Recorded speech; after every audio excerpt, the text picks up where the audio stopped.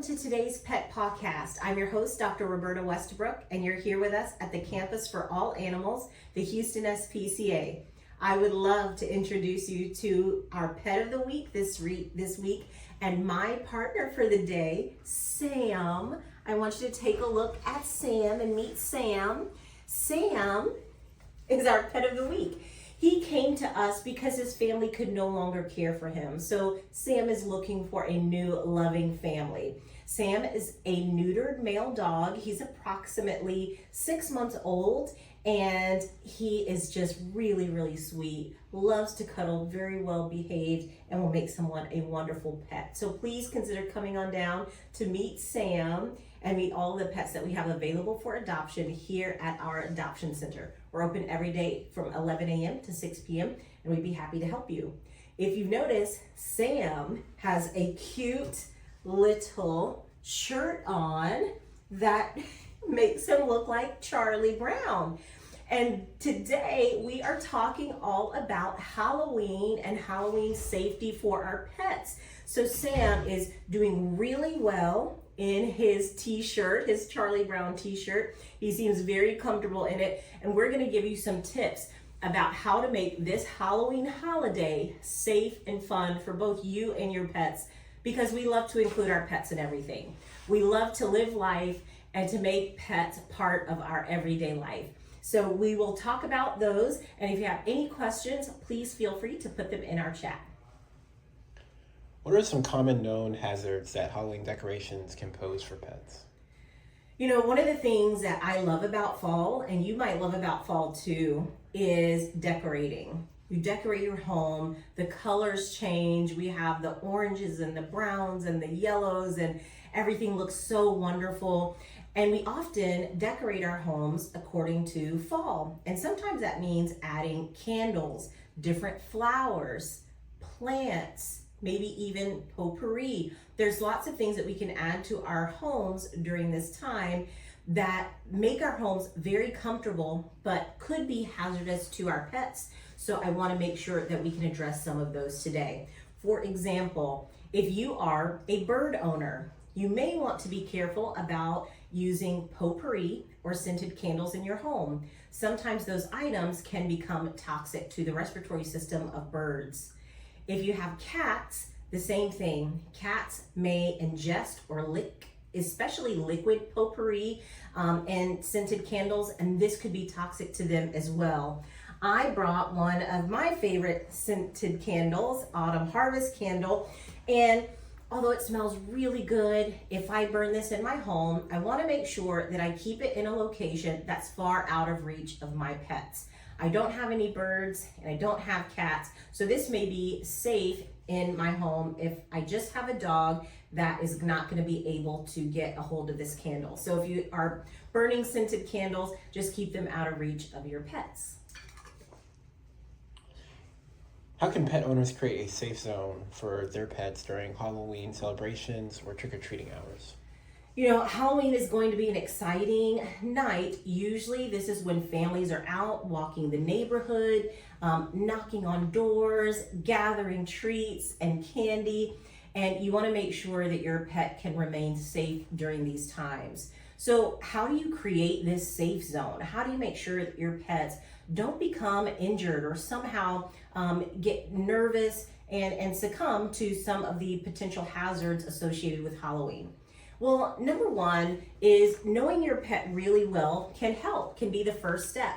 If you know that your pet tends to have anxiety or tends to be a little bit nervous around new sights, sounds, smells, or noises, you may want to consider keeping your pet away from the activities of the evening. So what this could look like is, in your home, find a safe space. This could be a bedroom, this could be a bathroom, this could be a laundry room where you can have a nice comfortable bed like you see Sam laying on here. You can have some treats that you know that your pet may like.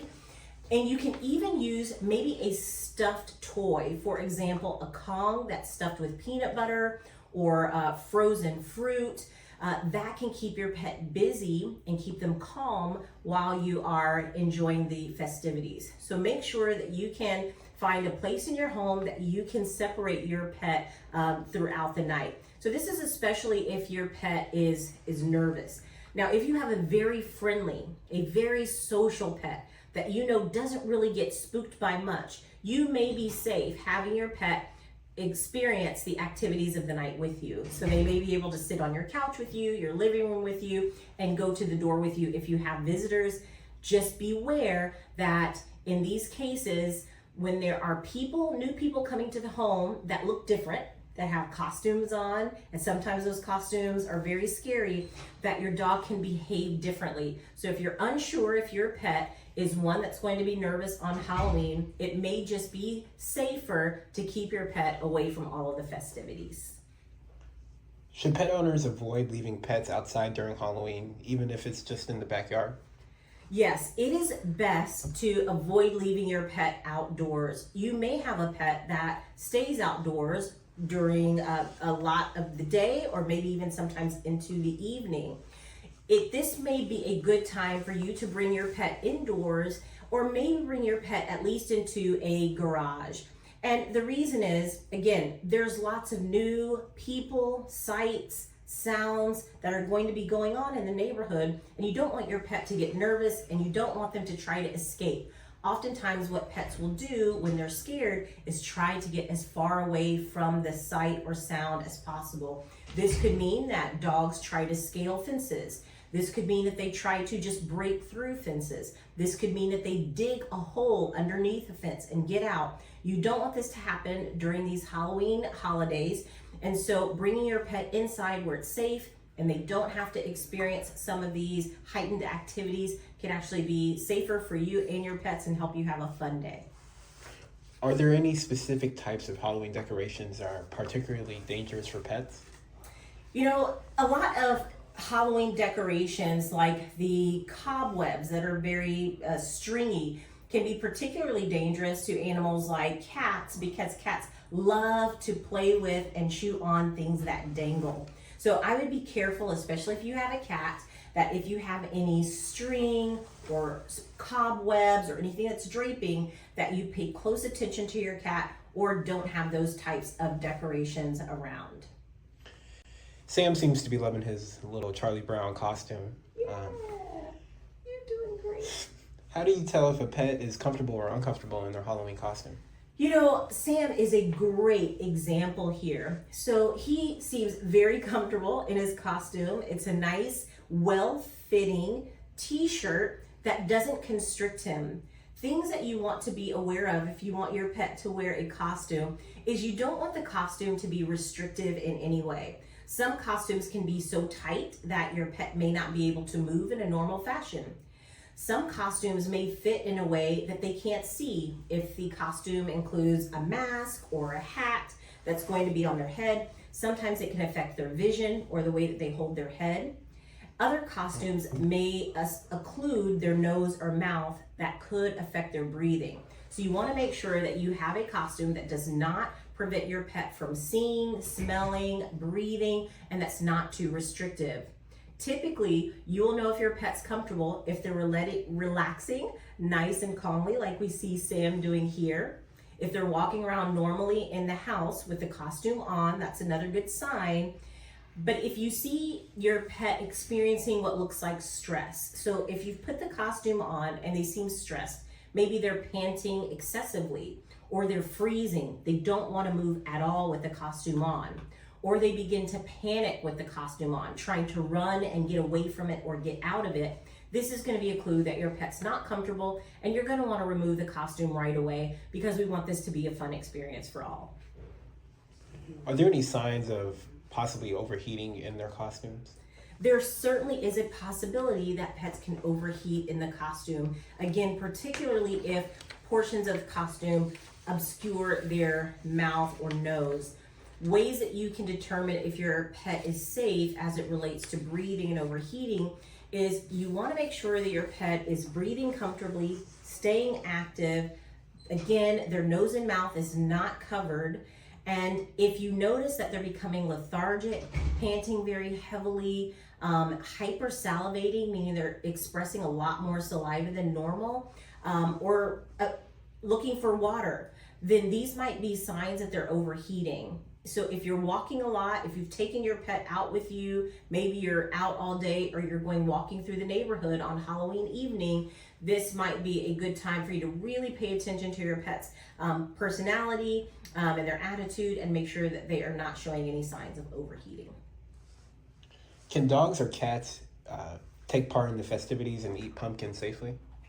Oh, great. So, it's a really good question about dogs and cats eating pumpkin. In general, pumpkin is safe for dogs and cats and is not toxic. So there's canned pumpkin that we may use to cook with, and sometimes we actually do feed this to dogs and cats because it can help to regulate the digestive system. Sometimes it can help to become like a stool softener. And sometimes for pets that even have diarrhea, it can actually help to firm up their stool.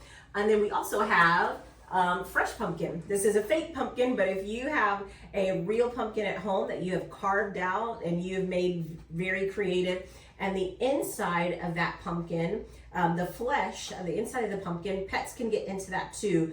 Again, it's not harmful. I would be careful about them eating a lot of the pumpkin seeds and eating too much of it at one time. Anything that's eaten in excess can actually cause gastrointestinal upset.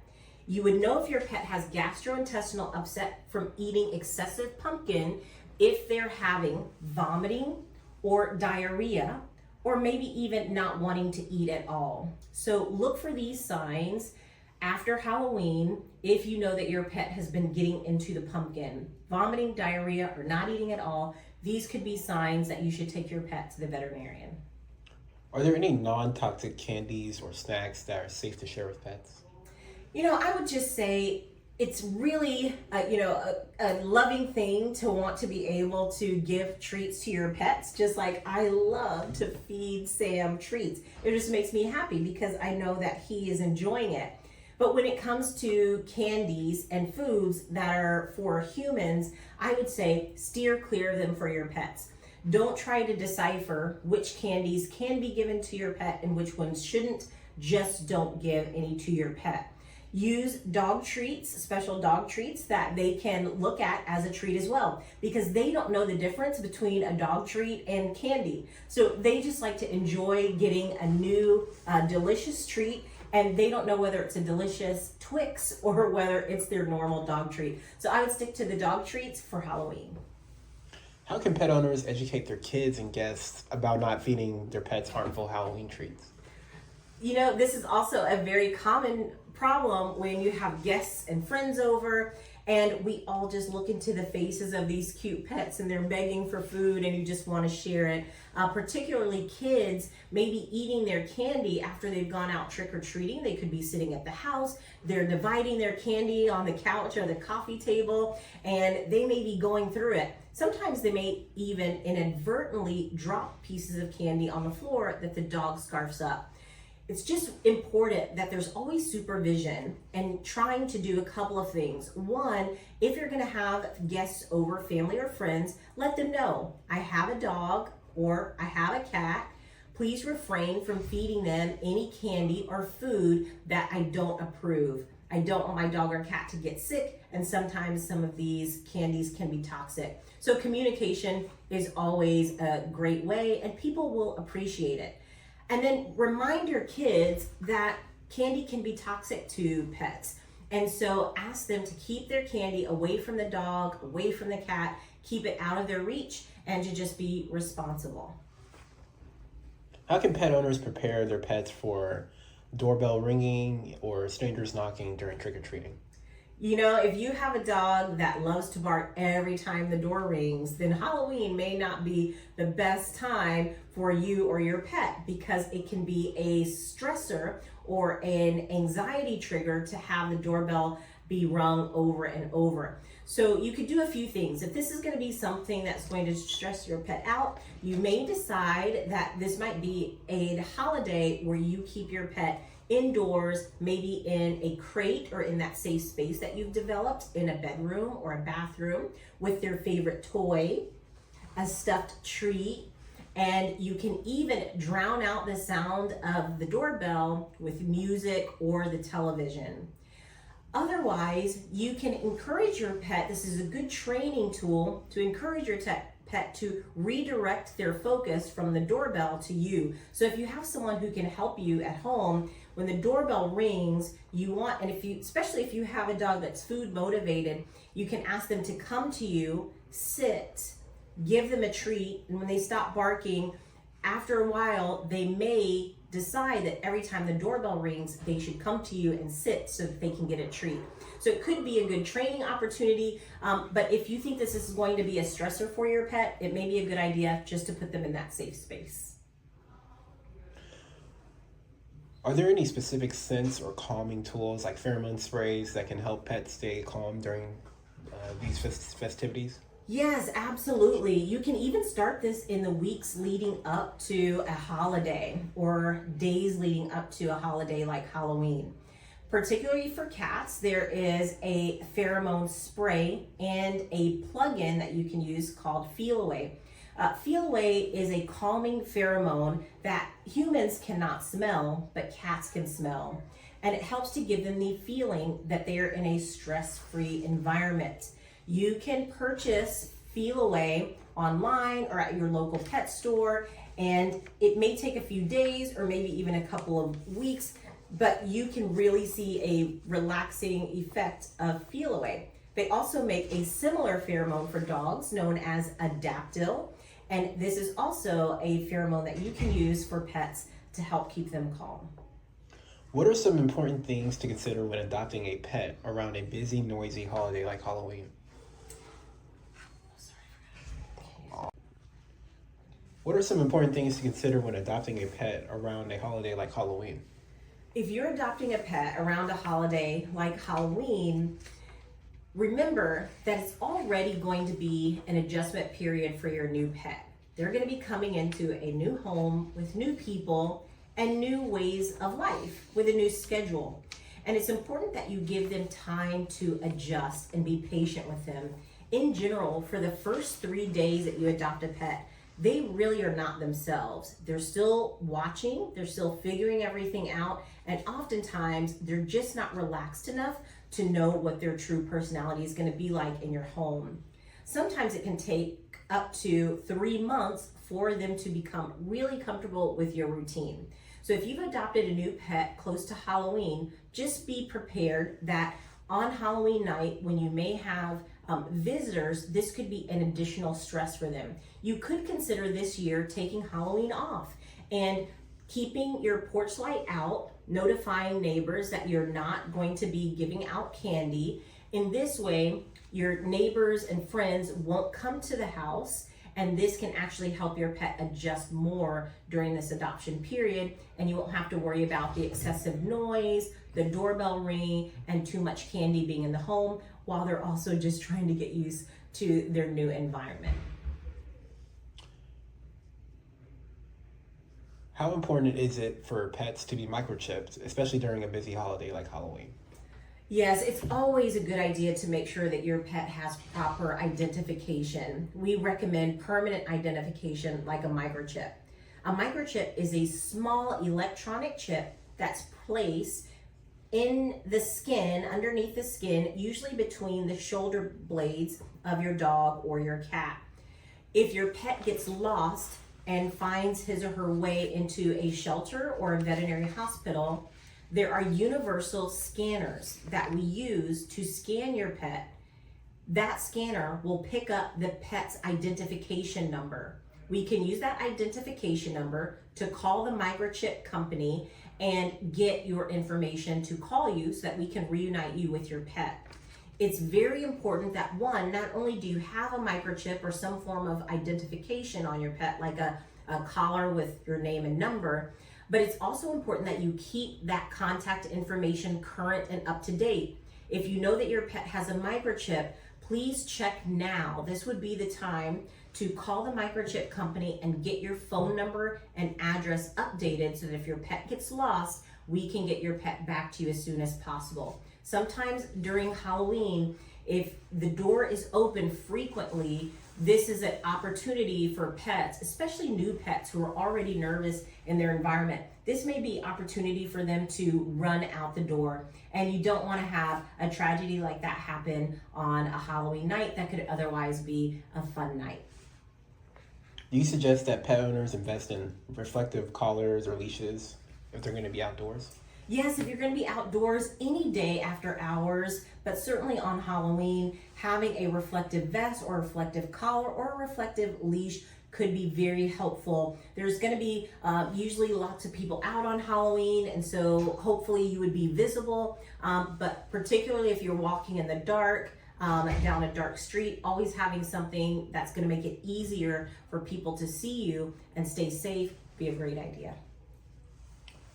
What's the funniest or most creative pet Halloween costume you've ever seen?